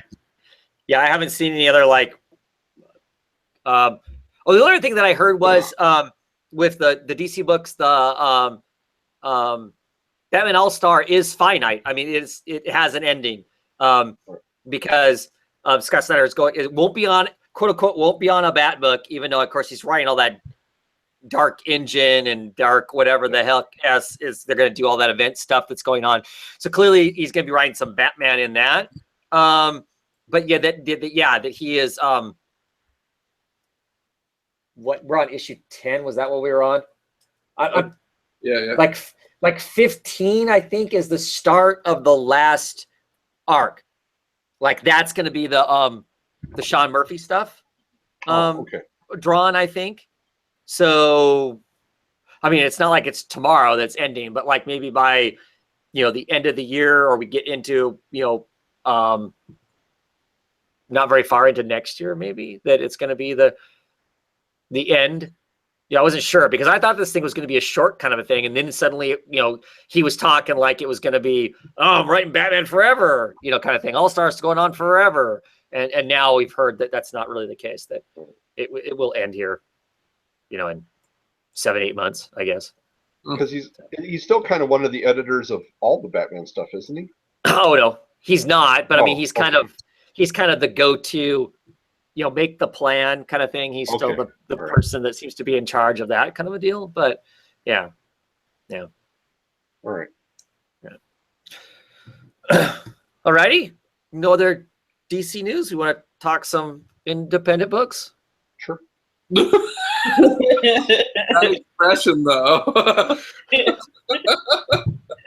was amazing. Oh, so what do we got? What do we got independent wise? John, Mark, you guys read anything? I read that Regression issue #1. All right, on. So the new Cullen Bunn book, yeah. Yeah, I thought it was pretty cool. Dude was like throwing up everywhere, some weird junk, and then getting, like, hypnotized and stuff. So it seemed like stuff from like when he got hypnotized was like coming over into his own reality. Is that what was? Yes. Yeah. Yeah. Crazy. Right. They kind of plant that whole concept of with the hypnotizing thing. Oh, you can bring out other personalities or past life. That's what the regression is. Regression therapy to talk to, go back into your own, history and work out whatever issues you had. Maybe that's why you're, having problems now. And then there's the whole theory of, if there are past lives, you could go back to those kind of thing. And in this, it looks like we dip back into some really, really twisted person from his past. Clearly, to me, it seemed like by the end of the issue, that person either made him do it, he became that person, or that person came out in some sense. Yeah. And isn't that the hypnotist at the very end? That's an yeah. Right. So, well, so much for that regression therapy, huh? He's not going to do any more of that. I will say this: the issue bugged me all the way through. Ha ha ha. Because I'm not really. I mean, I'm not afraid of bugs, but I really don't care for bugs, especially not on me. And there are bugs all through this damn comic. So, because he's always hallucinating, he's kind of like seeing or hallucinating something like at a barbecue, and he's like tripping out and seeing maggots and flies and cockroaches pour out of his friend's face and stuff. So he's kind of losing his stuff throughout the whole thing. I do love the double page spread though. Here's where he's getting the regression therapy, where he's kind of remembering back into his past and whatnot. Clearly there's some of him. There's some of, whoops, don't want to show that. There's some of other people. He's kind of split personality there. Clearly this other guy who's drinking blood off of a dripping knife, and there's some crazy crap going on in it. So, yeah, I mean, it was an interesting first issue. I mean, I liked it. I don't know that I was blown away by it, but there was some good stuff. The whole waking up from his nap thing was pretty traumatic too, because there's a chest ripping moment in that was pretty gory. But it was an appearance from the aliens. Yeah, basically. Yeah, right? Yeah. What'd you think, Rez? It was so gross. It was I loved it.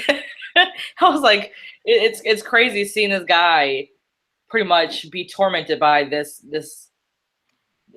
evil entity of some sort from his past life.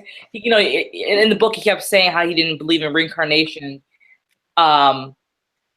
Something that was, something that is there in the life that he does not necessarily, I guess, recognizes as a previous life. I mean, there's something there that's waiting to get out, waiting to pull him back in, or get an opportunity to take over. And so, going to progress, but obviously going to be a lot of bugs involved. A lot of people getting ripped open and cut up.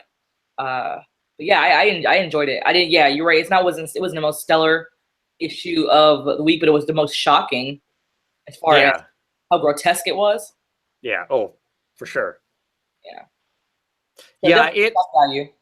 Yeah. Yeah. Definitely. It definitely didn't pull punches as far as that kind of stuff goes. For sure.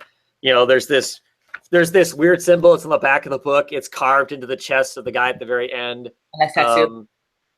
Yeah.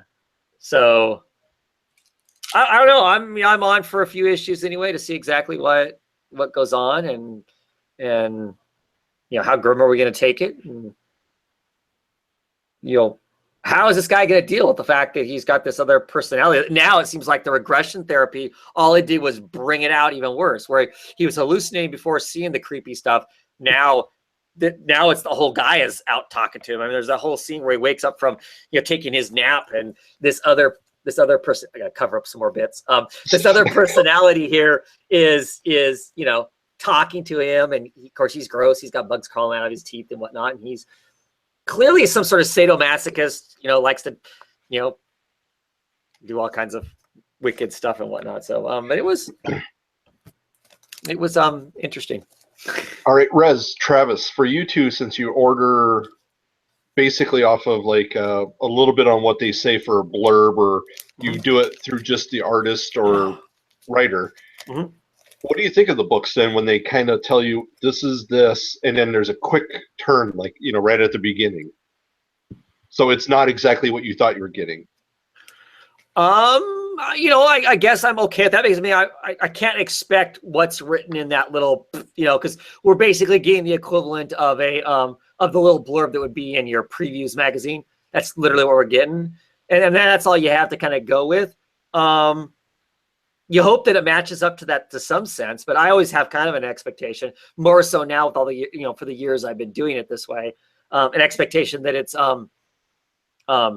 not going to be exactly what they say, you know, because they're trying their best to use whatever catchphrase or whatever that's going to be a hook to make us excited by it. If it's not literally has to do with the creators that are on the book. For me, this was more creator than anything else. I saw the name of it. I didn't really read what it was about. I go, okay, Cullen Bunn's on another independent book, you know, one from Image. Gonna check that out, see what it is. I knew it was a horror book.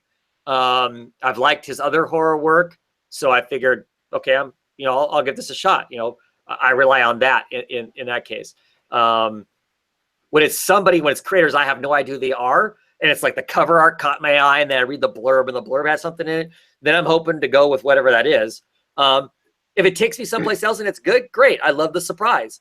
If it takes me someplace else and it sucked, then I'm grumpy because it's not the book they told me it was going to be. Yeah. You know, because I would tell you that Paper Girls is not the book that it was sold to us as. You know, that first issue, you know, how it was sold. Hey, it's going to be about these, you know, paper girls in 1988 out delivering papers on Halloween night.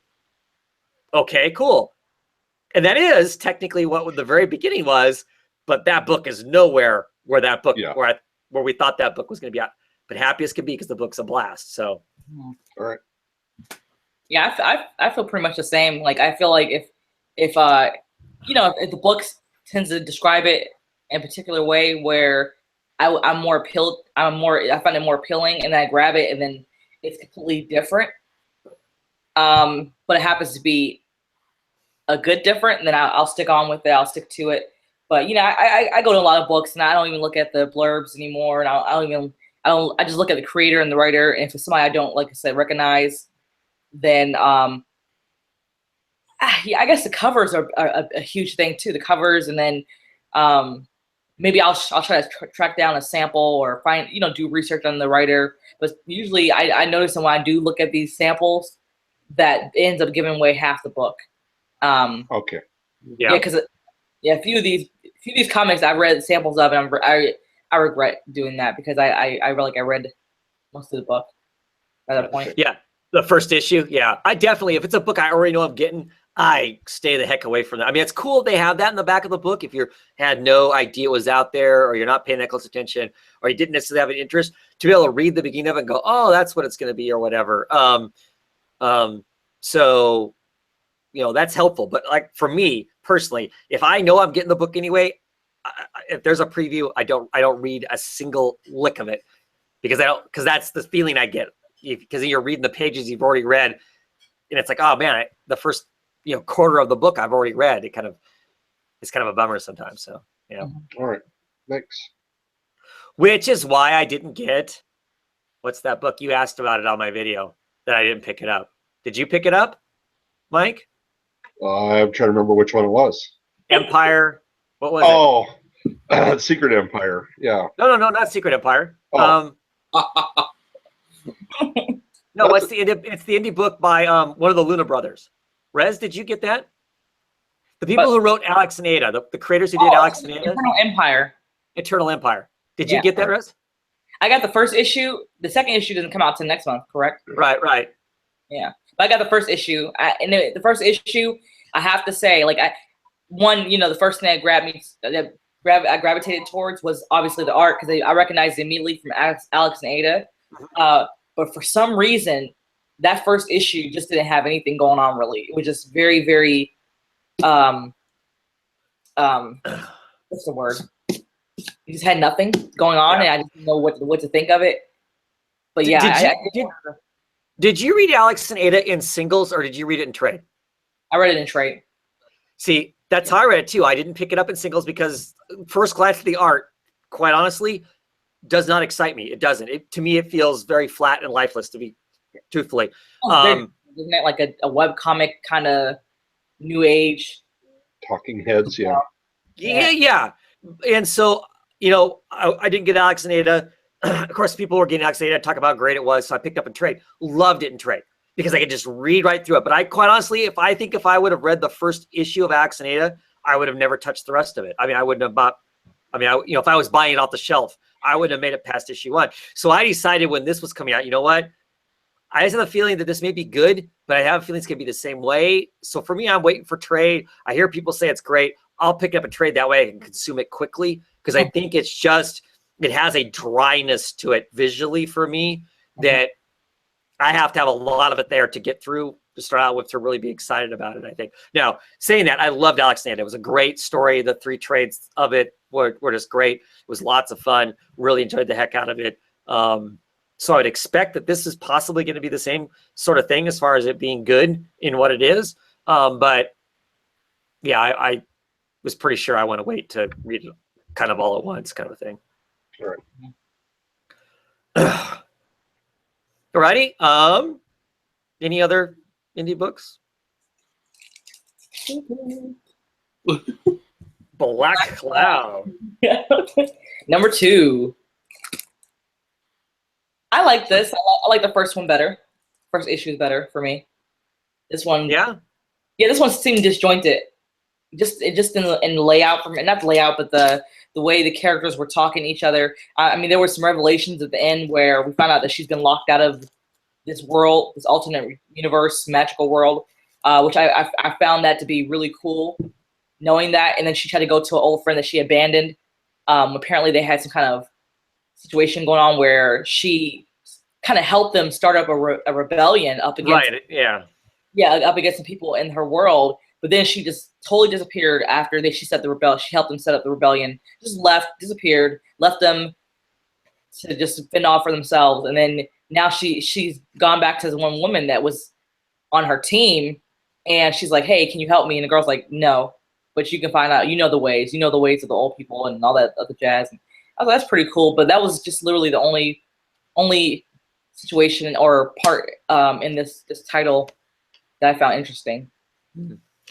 I enjoyed this issue because of that whole, so we further established that there's like this dream realm that these people our main character comes from. We find out there's other people that come from that kind of dream realm also. And in that dream realm, she has a lot of control. She can control a lot of stuff, more so than what the other common people from that dream realm can, it seems like. We find out that she was part of she helped start a revolution, kind of a coup. They're kind of overthrow the people that were there. It started to go bad, and clearly she figured that out in advance, and she ran and basically let whatever happened to everybody, her friends or other compatriots, basically whatever happened to them. And it sounds like they got pretty wrecked. She comes across one of the people that's from that place who is, doing fine in our world, kind of a thing, just trying to live a normal life, and it's kind of to largely given up what was there because they can't go back because of the whatever they did while they're there, this revolution or this coup that they tried, pulling off. So I really liked that part of it. I thought it was really interesting. There might be a little too much at the beginning, in some sense. At the very beginning, we get the mayor who had hired her to take her son away into La La Land, until the election was over with, because the son is kind of a drug user, kind of a get in trouble kind of a kid. So let's get him out of the way so the reporters can't find him and embarrass me while I'm running my campaign. You see the red hats there. If you're an American if you're in American politics, you know what that is. It's pretty for some of us would be considered notorious. The hats say "Dream Huge" on them, which I think is funny because, of course, this is a book that has to do with dreams and whatnot. But of course, also using the language of huge is a Trumpism kind of a thing. So that, that kind of gives you an idea of what this politician potentially is like, where his values are at. And he clearly doesn't care about his son, because he basically hires this lady to basically bury his son in away someplace. And if he comes back, he does. If he doesn't, he doesn't. But mom's irate. She wants the kid back. But there was probably more pages dedicated to that whole part than probably what needed to be, maybe. Yeah. Other than they show up later on. But yeah, it is. Yeah, I guess I'll agree. There's some flashbacks in here, and it's hard to tell those are flashbacks. Other than she has different colored hair, and it takes a few seconds to realize, oh, that's the same character. She's just dressed differently, and maybe that's her younger. So I'm still digging the story. I think it's interesting and whatnot. I love the Greg Hinkle art with Matt Wilson doing colors, but next issue needs to kind of solidify some things for us. I think, nail down what is this? I mean, other than she's kind of a broke person, both financially and emotionally, having been tossed out of her dream place. Whereas the last issue, she seemed like she was kind of with it. She was going there. She's kind of the ruler of the place, seemingly, kind of a thing. This issue, she's, kind of down in the dumps, rock bottom more so than that last issue. And they didn't really maybe give us exactly why she would suddenly be rock bottom after last issue, seeming like she was kind of, being high on the hog, eating waffles and having the, 5-star hotel kind of thing going on and stuff. So yeah, I agree. I think the tone changed drastically and dramatically from the first issue, where she was, like you said, living on cloud 9, where she's gets getting pretty much spoiled for taking this politician's son to that other world. And then we see her now, it's just like she's down in the dumps, and especially now that she's been locked out. This issue just didn't feel cohesive as a story. Yeah, and you're right, the whole flashbacks, when I wasn't really too sure. I'm like, is that her, or is that her twin or sister, or who is that? Like some partner? I don't know. Like I didn't know, because the hair color is completely different. Right. The features looked a tad bit different. Maybe I could just say because the hair color was different. But yeah, I could care less about the politician. Honestly, I just want to know if she's gonna go back and get the guy, return him back. I just feel like that's not really. It shouldn't really even been an integral part of the story. To be honest, I feel like we can do away with this guy and his son and just learn more about her world and have a good book. Right. But we're going to have more of that, because she, they've kind of made it a point of saying, hey, look, you need to bring him back at some point. So she's now sweating bullets to try to figure out how to get him back. So yeah. But who's that guy who's telling her what? Stop shaking your hand if you're not, stop your hand from shaking if you're not nervous. Don't know. Clearly that's somebody else who kind of knows the whole thing, and who Frank is. I mean, we don't, there's a lot of that. That we're not. Yeah. I'm assuming Frank isn't the guy breathing in the helium gas from Blue Velvet, but I don't know. Could be. So, did you read Godshaper issue number 2? Nope. Nope. Okay. John, is this a book that you picked up issue 1 of? Yes, I had the guitar variant of that one. I did not issue 2. Okay. Good call. Good call, guys. I feel so bad though because we had this connection last time we talked about this because it was so groovy and fun. Right. But this issue kind of goes off someplace else now. So we're still following our main God Shaper guy and his unattached godling bud. They hook up with another God Shaper, and we get this whole kind of this is the things that God Shapers do because they can't live in normal society, and they hook up in this, and basically this other God Shaper screws them, sets them up to go into this town where everybody hates God Shapers, where this other God Shaper's already messed them up and stuff, and we find out there's some like mafia version of God Shapers in like Chicago, and they want our main character. They wanted him all this time. Now they're hunting for him. Whereas the last issue had the whole kind of, it seemed like I was trying to tell too many stories. Yeah. This one's narrowed it down to one story, but it's not the story. It's not the story that was told in any of the other. You know how the ending of last issue, right? He's charging into battle with Bud on his hand, like a giant hand, to help beat up the god. Yeah. That gets taken care of in like 2 panels. Oh yeah, we basically slapped the god around until he got really small, and then I left. And then we go off on a whole other story. I don't think they know what they want to tell. Yeah. As much as I want to like it, it's I don't know. They got too many stories and don't know which story they want to tell, so they're kind of only telling bits and pieces of each of them, and I don't see how any of it's going to matter in the end of it. So, good call on your guys' part. So, yeah. Any other books?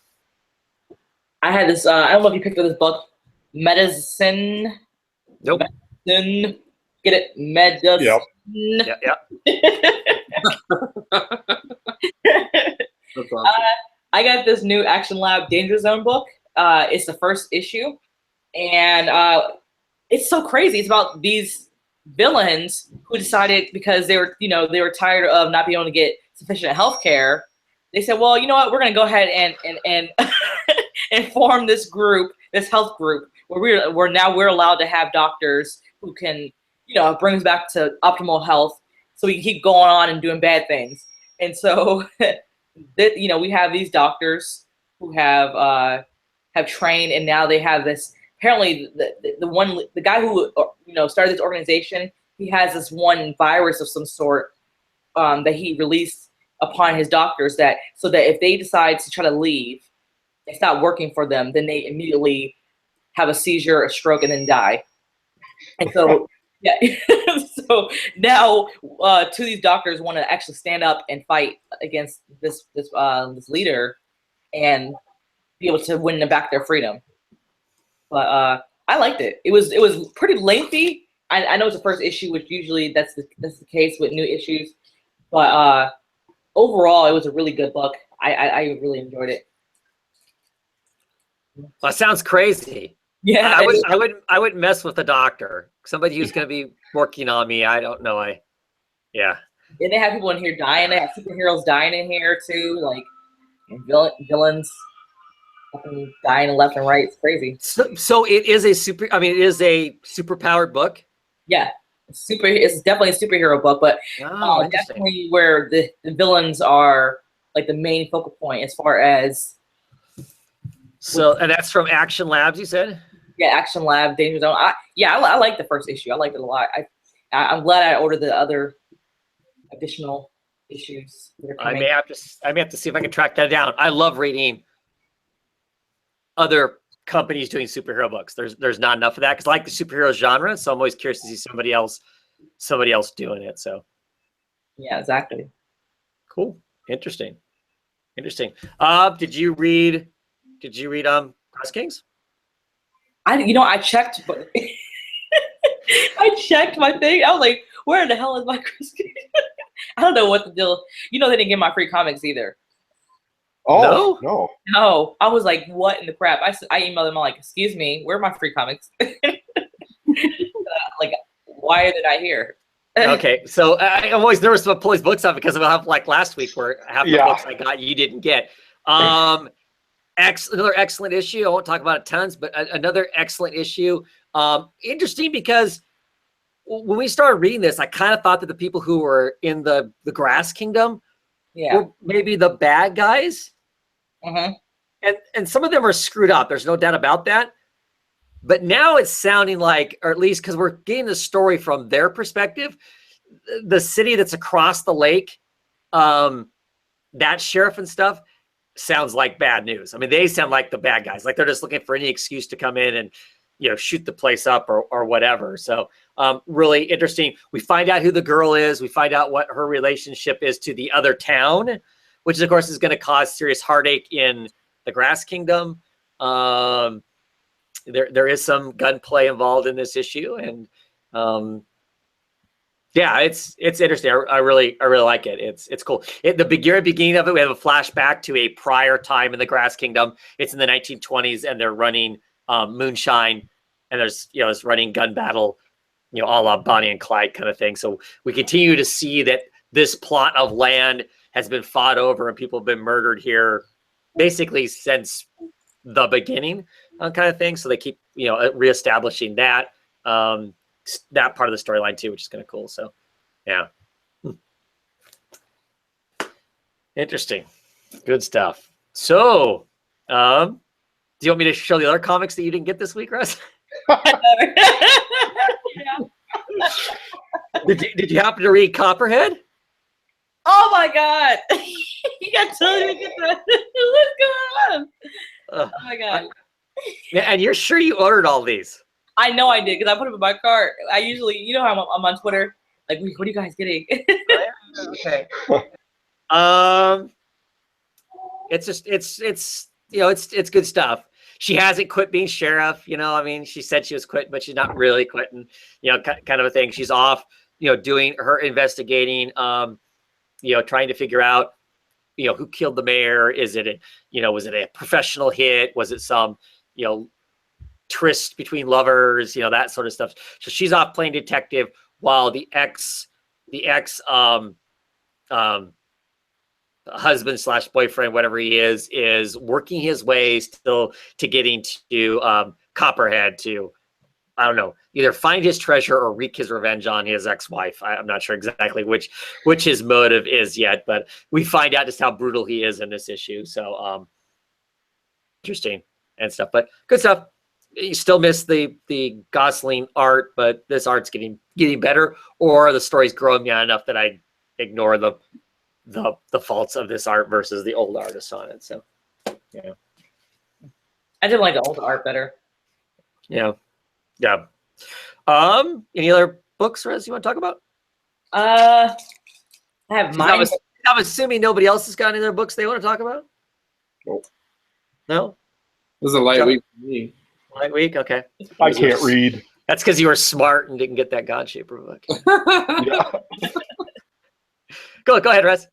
I have this book called Mindbender by Scout Comics, a new #1, where and this is crazy. Again, I read the previews, and so I feel like I read most of the book, but it turned out pretty good for the next half of it, where we're introduced to one little boy in the very beginning, where he's at a carnival with his folks, and he wanted something. They told him no, and then he used his mind to, I guess, obliterate them, and like right there in front of him. And so for, I guess, over 20-something years, he has not spoken one word. He just went kind of catatonic.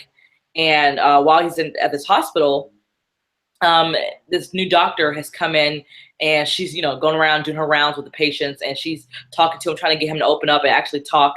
And she keeps saying to him, "I think I'm the one that's gonna help you open up and tell me what happened to you that day that your parents got killed." And then he's like, "Well, you really want to see what I see?" And then he takes her into his mind and scares the crap out of her. And then he somehow bends reality and is able to escape the mental hospital. And then that's it. It was okay. It wasn't a bad issue, but I was like, how do we get to this point so fast? And then the FBI came to the hospital to inquire about him. So I was like, well, how did he get involved? if he's been catatonic this whole time. So yeah, it's a lot of questions more than answers. I find that a lot of the Scout comics I've been read that way, where there's a lot of stuff going on, you just don't know what is actually going on, or it's not enough being told to you, and so you're left in the dust waiting for the next issue. I just don't feel like they yeah, some companies are better at putting out these single issues and releasing enough to keep you pulling on. But for some reason, whenever I dip into a Scout comic, more often than not, then I'm running into a situation where I get the comic, I read the first issue, and I'm like, this is not really all that great, but I'm gonna go ahead and give it a chance again. And then it's like not until maybe the 4th issue you're getting an actual story. So I wonder. So you think it's like maybe an editing issue where they just need to tighten their story up? Yeah, exactly. I think they definitely need to tighten it up. And yeah, this suffers from a situation where it just doesn't feel like some parts are too long, and they seem like they need to be half of a book. Like the whole story with him and blowing up his parents and killing them, I didn't think that needed to be as long as it needed to be, as it was. I mean, the whole half, you could learn that in like maybe 2 pages at most. And then learn more about this whole mind-bending situation, you know? But it just seemed like that was just like the very, very small tip of the iceberg that we found out. Just that was it. Yeah. So does that make you think you should probably, would start avoiding buying from that company? Lately, I've been thinking about it. It's crossed my mind. Yeah. Cool. Alrighty. Quickly talk about The Fix, issue number 9, which is interesting for me. I in the past, I thought this book is like really funny. It's absurd, it's gross, it's immature, kind of a thing. It's basically about 2 detectives who are as much criminals as they are LA detectives. They bet on Robo Wars fights, robots that are fighting each other, and they always bet on the wrong robot and they lose. And we're talking little money, we're talking like 30 grand and more that they've lost. So they owe money to this loan shark guy who's kind of a crazy criminal, kind of a thing. And so they do lots of crime themselves. They're also trying to make money by selling their stories to a porno producer. So they're always twisting the movies into somehow into some sort of a potential action porn type thing, whatnot. Clearly all immature stuff, but just really also really funny. There's a bagel in the story called Mr. Pretzels, who works LAX that one of the guys has ended up partnering with, and so there's all kinds of goofiness with that. And I'm not 100% sure if this just wasn't as funny an issue, or the general internet has kind of made me not as excited to read Nick Spencer stories, just because of the whole kind of the blowout that's going on with the he also writes Captain America and is writing the Secret Empire stuff, and there's clearly a certain segment of the population that is not happy with the whole Nazi Captain America and all that kind of stuff. And then Nick Spencer's, which whatever. I mean, not a story I want to read, but whatever. Nick Spencer's kind of handling on the internet his lack of skill when it comes to talking to people on social media is kind of made me not I think maybe as excited about. I don't know. I'm not sure if, like I said, I'm not sure if that's playing part in my head as I'm reading this, or if this is just kind of a flat issue. I still like the other creators on the book, so it's not like I'm gonna drop it because of the stuff that's going on with Nick Spencer. Even though I don't like some of his behavior, I try to separate the art from the artist sometimes as much as I can, kind of a thing. But yeah, I just don't know. In this issue, our guy here, Roy, he is doing some investigating into this not child, I guess she's a young adult star that was murdered on his watch, that basically he was protecting her. He hired some guys to rob her so he could then protect her further, so it would make a good story for the movies, kind of thing. Well, the guys that came in and robbed the place killed her. They shot her. I mean, they blew her head off, basically, kind of a thing. So now he's having to do some actual police work to try and figure it out. Not because he really wants to prove who murdered her, but because, they screwed up his movie, kind of thing. Well, he sneaks into this place, and it's like it's a prostitution den. I mean, it's a high-end prostitution den, and we find out that lots of stars don't make enough money actually just being stars. By the time they pay for their bodyguards, pay for their recreational drugs, pay for their all this stuff, they don't have money, so they prostitute themselves to make the extra money and whatnot, kind of a thing. And he's all excited because he thinks this is just going to make a better movie, right? Because now this person's tied into this prostitution ring. That's clearly going to make a better movie, kind of a deal. Well, they basically trick him into thinking he's going to have a good night, and they basically strap him down, and they're going to asphyxiate him and kill him. Police actually come and rescue him before it ends up with him. But it just wasn't as funny as what it has been.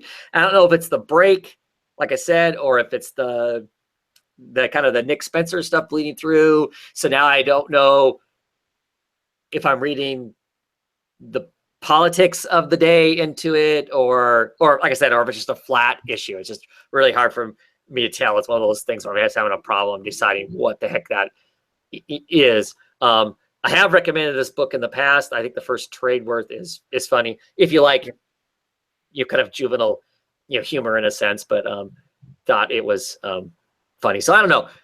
Give it a few more issues to decide whether or not it's which of those three things it is, as to whether or not I'm going to keep getting it and whatnot. So, I don't know. Read it free on I read it free on Hoopla, so it was good. Yeah. Of course it's good. It's always good when it's free, right? Yep. Yeah, right on. Almost always, yeah.